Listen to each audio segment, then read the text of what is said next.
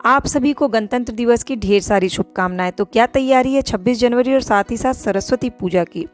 Hello नमस्ते माई कच्ची से कलम तक फैमिली, मैं हूं रचना और मेरे इस ब्लॉग में आपका पूरे दिल से स्वागत है। तो आजकल स्कूलों में फंक्शन एक दिन पहले ही हो जाते हैं। तो मेरा बेटा सोल्जर बन के गया स्कूल और बहुत खुश था लौट करके आया जब, और मुझे भी बहुत प्राउड फील हो रहा था। तो आपके बच्चे 26 जनवरी 15 अगस्त के टाइम में क्या स्पेशल करते हैं मुझे ज़रूर बताइएगा। खैर, इसके बाद घर के सारे काम, घर की क्लीनिंग, टिफ़िन बना करके दिया, जो भी चीज़ें डेली बेसिस पे होती वो सारा कुछ किया और फिर 5 मिनट दे दिया अपनी स्किन केयर के लिए।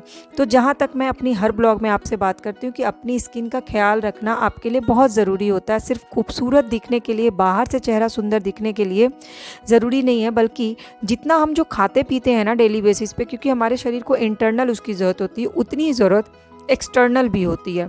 तो क्या होता है, बहुत सारे लोग इंटरनल एक्सटर्नल बहुत ख्याल रखते हैं, बाहरी 10 तरह के फेस पैक फेशियल करवाते हैं, लेकिन अंदर से अपने शरीर को हेल्दी रखने के लिए अपना केयर नहीं करती हैं, खासकर लेडीज़।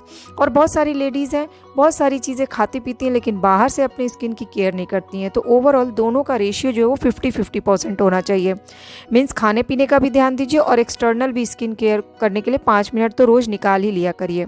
तो आज नाश्ते में मैंने बनाया मटर का पराठा। तो मटर को रात में ही भून करके रख लिया था। अगर आप रात में कोई भी स्टफिंग तैयार करके रख लेते हैं या फिर एटलीस्ट 2-3 घंटे पहले, तो स्टफिंग बहुत अच्छे से पराठे में फिल हो जाती है और पराठे फटते नहीं हैं, बहुत बढ़िया से पराठे बनते हैं।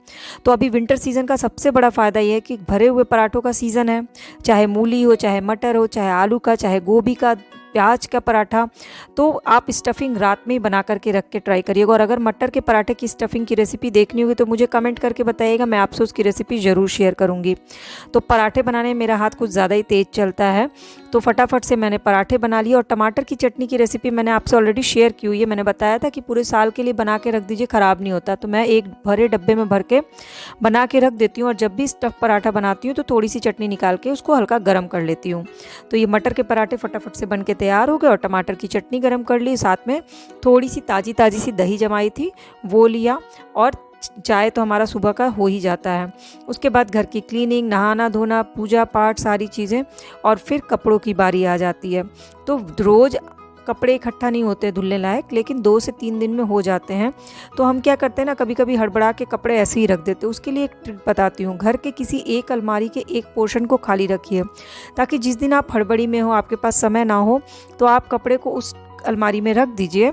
और इससे क्या होगा कि आप हड़बड़ी में अगर अपनी अलमारी में कपड़े रख दीजिएगा तो पूरी अलमारी ख़राब हो जाएगी।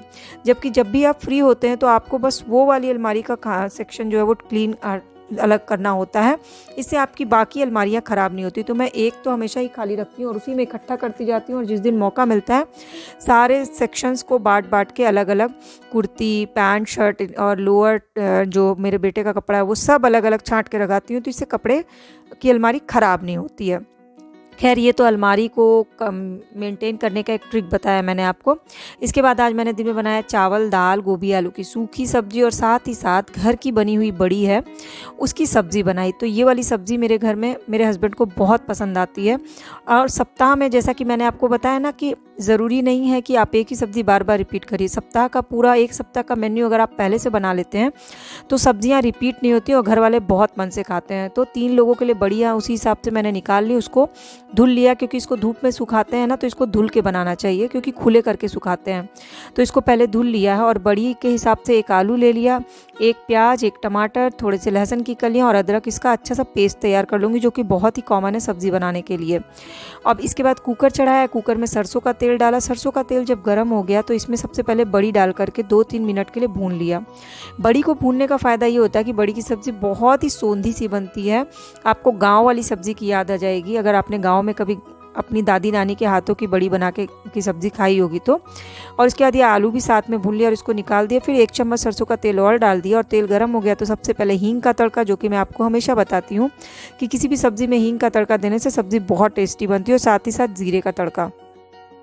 और तड़के के बाद प्याज, लहसुन, अदरक, टमाटर का जो पेस्ट बनाया था वो डाल दिया। मसाले का डब्बा निकाला और उसमें सबसे पहले नमक टेस्ट के अकॉर्डिंग डाला, और फिर थोड़ा सा हल्दी पाउडर, थोड़ी सी लाल मिर्च पाउडर, थोड़ा सा धनिया पाउडर, हल्का सा गरम मसाला पाउडर, और इसको डाल करके 10 मिनट के लिए भूनेंगे जब तक कि मसालों का तेल जो है ऊपर ना आ जाए।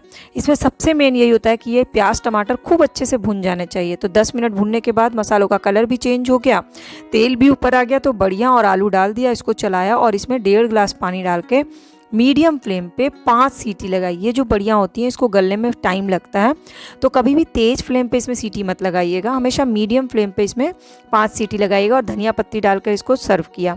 तो आज मैं आपसे कुछ प्रोडक्ट शेयर कर रही हूँ जो मैंने ऑनलाइन अमेज़ॉन से मंगाया अपने घर के कुछ पोर्शंस को मेकओवर करने के लिए। 1 बाय 1 मैं आपको सारा मेकओवर दिखाऊंगी। फिलहाल मैं आज प्रोडक्ट शेयर कर रही हूँ। तो सबसे पहले एक ये आइटम मंगाया है, ये चिपकाया जा सकता है टाइल्स पे, वॉशिंग मशीन के साइड में चिपका दें, फ्रिज के साइड में चिपका दें, और जो भी वॉशिंग मशीन के आइटम्स हैं, सर्फ, कंफर्ट, वो लगा सकते हैं। फ्रिज के साइड में चिपकाने से सॉसेज लगा के रख सकते हैं, या आप इसका किसी भी तरह से इस्तेमाल कर सकते हैं। इसमें देखिए आप बुकलेट में ये दिया हुआ है। तो मैंने एक मंगाया है इसको, और इसको मैं कहाँ इस्तेमाल करने वाली हूँ ये बहुत ही ज़बरदस्त आपको मैं दिखाऊंगी, क्योंकि ना मैं इसे वॉशिंग मशीन में लगाने वाली हूँ, ना मैं इसे फ्रिज में लगाने वाली हूँ। मैं बिल्कुल नए प्लेस का इसका यूटिलाइज़ करने वाली हूँ। इसके बाद सेकंड आइटम क्या है, तो घर की ज़रूरत के अकॉर्डिंग पहले आइटम्स को सर्च करना, फिर प्राइस रेट देखना, फिर छांटना। ये है अलार्म घड़ी। क्या होता है ना कि हमारी रेगुलर बेसिस पे आदत होती है मोबाइल में अलार्म लगाने की, जबकि मोबाइल में अलार्म लगाने से मोबाइल की बैटरी बहुत जल्दी खर्च होती है। इसीलिए मोबाइल को रात में स्विच ऑफ करके रखना चाहिए। और अलार्म के लिए हम लोग पहले जैसे अलार्म घड़ी यूज़ करते थे ना, उसी तरह से, तो आजकल तो डिजिटल हर कुछ आता है, तो मैंने डिजिटल अलार्म घड़ी ऑर्डर करके मंगाया। कुछ किताबें भी मंगवाई। अब ये तीसरा आइटम क्या है, वैसे अभी तक आप ये ब्लॉग देख रहे हैं, इसका मतलब आपको अच्छी लग रही होगी, तो प्लीज़ लाइक कमेंट शेयर करिएगा और चैनल के सब्सक्राइब बटन को क्लिक करके बेल आइकन को प्रेस कर लीजिएगा, जिससे आपको सारी नोटिफिकेशन फ्री ऑफ कॉस्ट मिल जाए। ये घर के अंदर पहनने के लिए स्लीपर्स हैं, 2 का सेट मंगवाया मैंने, क्योंकि गेस्ट आते हैं तो बाहर के चप्पल बाहर रहते हैं, बाथरूम के चप्पल बाथरूम में, तो घर में पहनने के लिए फ्लोर अगर ठंडा हो तो ये चप्पल बहुत बेस्ट होता है और वॉशेबल होता है, इसलिए भी मंगाया है। हालांकि मैंने इसे डार्क कलर खोजा पर डार्क मिला नहीं, तो लाइट कलर ही ऑर्डर कर लिया, 2 का सेट ऑर्डर किया था। इसके बाद वो ऑयल कंटेनर मंगाया है। ये 1 लीटर का ऑयल कंटेनर है और बहुत ही अच्छा लगा था मुझे। ये बहुत टाइम से मैं इसको सोच रही थी लेने के लिए, तो मैंने 2 मंगाया है, एक सरसों के तेल के लिए, एक रिफाइंड ऑयल के लिए। सोचा था 3 मंगवाऊंगी, एक घी के लिए, बट इतना सारा घी एक साथ रखती नहीं हूँ, क्योंकि घी जब भी बनाती हूँ तो उसको हाफ़ निकाल देती हूँ पूजा पाठ और व्रत के खाने के लिए, तो इतने बड़े डब्बे का यूटिलाइज़ नहीं हो पाता, इसलिए मैंने 2 का सेट मंगाया। तो इसके बाद क्या है, ये एक पेंट है जो मैं शीशे पे पेंट करने वाली हूँ, उसके लिए मंगाया, और मैं उससे ज़रूर शेयर करूँगी आप लोगों से। मिरर पेंटिंग, टेबल का एक मिरर है, उसको पेंट करना है। कुछ किताबें मंगवाएं, जो कि मैं और मेरे हस्बैंड किताबें पढ़ते रहते हैं, तो किताबें तो हमारा कंपलसरी आइटम होता है हर महीने का।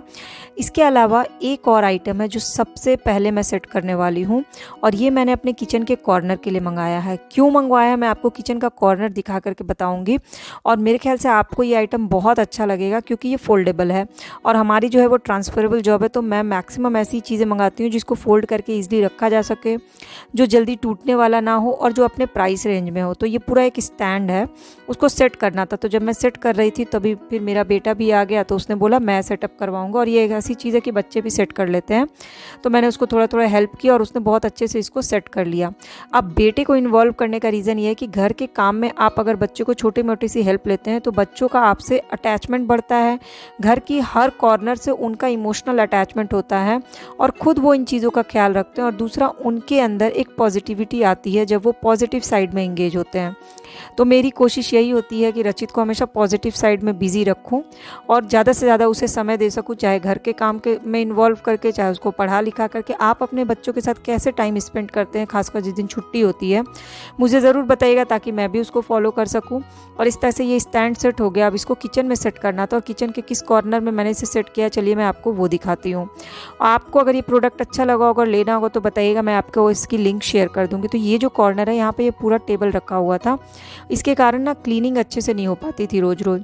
और एक्चुअली में ये टेबल सिर्फ बॉटल्स के रखा हुआ था, क्योंकि एक जो इसमें एक तो पूरा बड़े बॉटल का होता है, फिर स्कूल की बॉटल, बैडमिंटन क्लास की बॉटल, अलग अलग बहुत सारी बॉटल्स हो जाती है, गर्म पानी की बॉटल। तो मैंने स्पेशली बॉटल्स और कप रखने के लिए इसे मंगाया है। तो 2 खाने में इसमें मैंने बॉटल्स लगा दिया और एक में कप लगा दिया, और नीचे वाले सेक्शन में मैंने डेली का जो जूस बनाती हूँ ना, एलोवेरा, गिलोय, नीम, तुलसी और एप्पल सीडर विनेगर और च्यवनप्राश जो डेली बेसिस पे बार बार चीज़ें निकालती है वो सबसे नीचे खाने पे लगा दिया। तो इससे ये कॉर्नर खाली खाली सा हो गया, क्लीनिंग करना आसान हो गया और अच्छा भी लग रहा था और मेरे बजट में भी आया।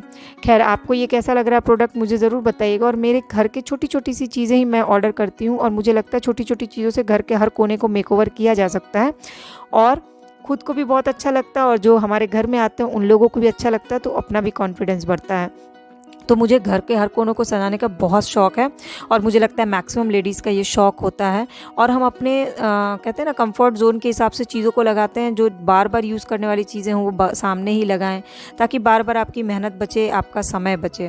खैर, अगर आप डेली बेसिस पे मेरी ब्लॉग देखना चाहते हो और मेरी ब्लॉग से कुछ अच्छी चीज़ें आपको भी सीखने समझने का मिलता है तो प्लीज़ प्लीज़ प्लीज़ मुझे कमेंट करके ज़रूर बताइएगा, क्योंकि मेरा मोटिव ब्लॉग बनाने का सिर्फ़ और सिर्फ इतना है कि डे टू डे लाइफ में जो छोटी छोटी चीज़ें हम जुगाड़ करते हैं अपने घर में वो शेयर करके आपकी लाइफ को इजी हेल्दी बना सकूं।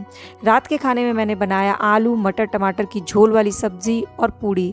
और खाना खाने के बाद मेरे बेटे और मेरे हस्बैंड ने इतनी तारीफ़ की आज कि एकदम वो जो नहीं लंगर या ढाबे में जो मिलता है पूड़ी सब्ज़ी, वो वाली आलू की सब्ज़ी और पूड़ी लग रही थी।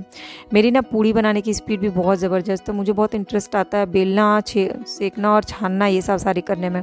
खैर, आप एक बार जाते जाते मेरे चैनल के प्लेलिस्ट को ज़रूर विजिट करिएगा। आपको अगर प्लेलिस्ट अच्छी लगेगी, यूज़फुल इंटरेस्टिंग लगेगी तो सब्सक्राइब बटन को क्लिक करके बेल आइकन को प्रेस कर लीजिएगा।